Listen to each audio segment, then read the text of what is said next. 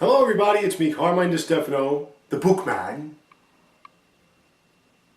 And I'm going to do something different. I just came back from seeing the new Spider-Man movie in 3D, not 3D IMAX. I will be doing that later, of course.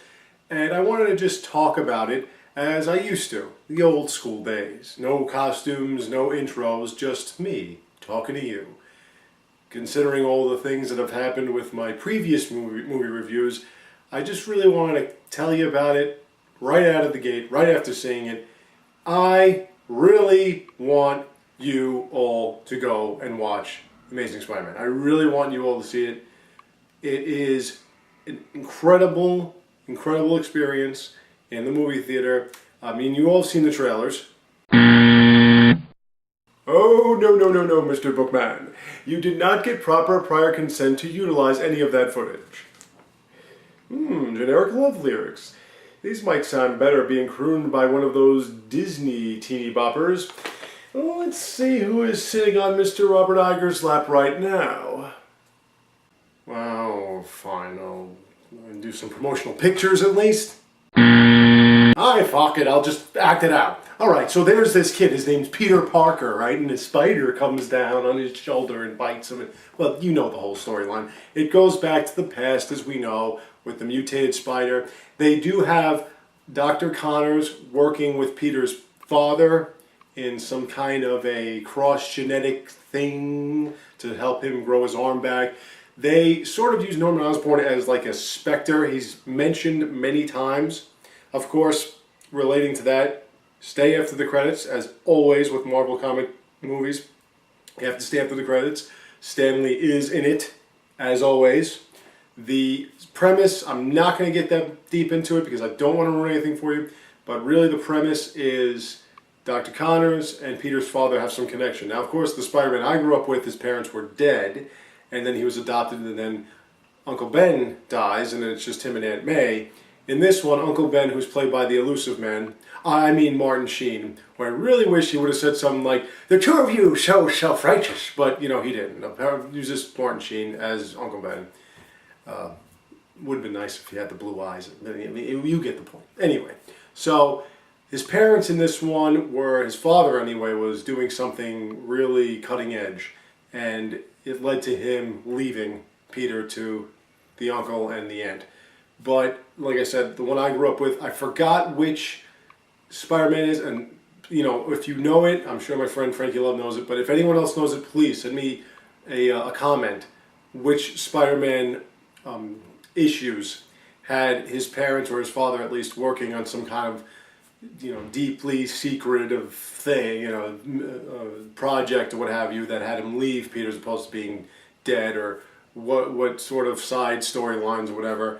It's not Ultimate Spider-Man. Ultimate Spider-Man, they were teenagers. It was different. It was. I don't think it was spectacular. I forgot which one it was, but if you can put that in a comment, let me know. But again, it was more about his father and Dr. Connors working on this cross-genetic thing to help people heal from injuries or illnesses. And they were working for Oscorp. And Oscorp is there in you know, full effect. You see the big building. It looks like the buildings in the comics and the cartoons and stuff.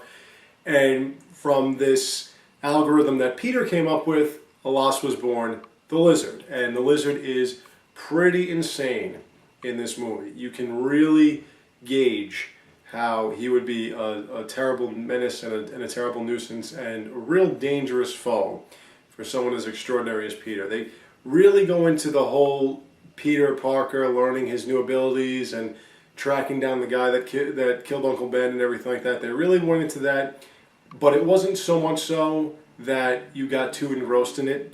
They focused a lot on the action, but while they were doing that, they were telling you a storyline and everything like that. It was really good. Everyone was great in it. Dennis Leary was his usual great Dennis Leary self. It's just Dennis Leary being, you know, he's always Dennis Leary, but a different type of Dennis Leary. He wasn't the guy singing asshole like he was back in the early 90s, but, you know, he's just Dennis Leary, but he was great. Emma Stone, who I'm in love with, she was awesome as always. Mr. Garfield, forget his first name, who was in, from what I know, I mean, I saw him in some other stupid movie, but Social Network, you know, he played Mr. Saverin, from Facebook and all that stuff. He's Peter Parker to me. Moved like him, acted like him, talked like him. They made Parker more of a nerd than a geek, if you know the difference. Somebody that's kind of smug and, you know, a little bit more, thinks he's smarter than everybody and everything like that. That's the sarcastic Peter Parker. That's the one I grew up with. I didn't grow up with this, like, glasses, always dorky, you know, oh, hi P, hi Uncle Ben, hi Mary Jane. Like, I grew up with, like, the more sarcastic, looks down on people that aren't that intelligent Peter. A lot of funny parts. In my opinion, because I'm a huge Spider-Man fan, I thought it was better than the Avengers. I thought the Avengers, although it went right into the action and everything, I thought the Avengers was basically just too many of those, you know, too many repetitive moments. It was good. It was a really good thrill ride and everything, but this one was a lot deeper. It was a lot darker. It's not the goofy Spider-Man like we just saw in the last three that they produced recently. It's not like, you know, colorful and everything like that. It's very, very deep and emotionally negative in some senses, but it's also very, very clever. And I did like it, and I do suggest you see it. Amazing Spider-Man. Go and see it if you get a chance. See it in IMAX 3D, which I will be doing later. But even just 3D, it's really impressive. So that is my opinion. Again, I'm talking as a Spider-Man fan. I thought this was the movie that really did Spider-Man justice. It was his origins. It was not exactly like the comic book, but more or less, more so than most of these movies now. The comic book in live action form, which is all I'm asking for. You start with the Lizard, you introduce Osborn, go into the Green Goblin in the second one, introduce the symbiote, and then make a third one about the symbiote, and I'm happy. That's all I need. And not like the last trilogy where you threw in Venom at the end. No. Let's do it right this time, folks. You're off to the right start now. Let's keep it going. So that's my opinion. I hope you enjoyed this video and the other reviews I'm going to be doing for you in the near future. Go and see Amazing Spider-Man if you get a chance, IMAX 3D. Thank you all for watching. I have more for you soon to come, so stay tuned, take care, and have a great 4th of July great day.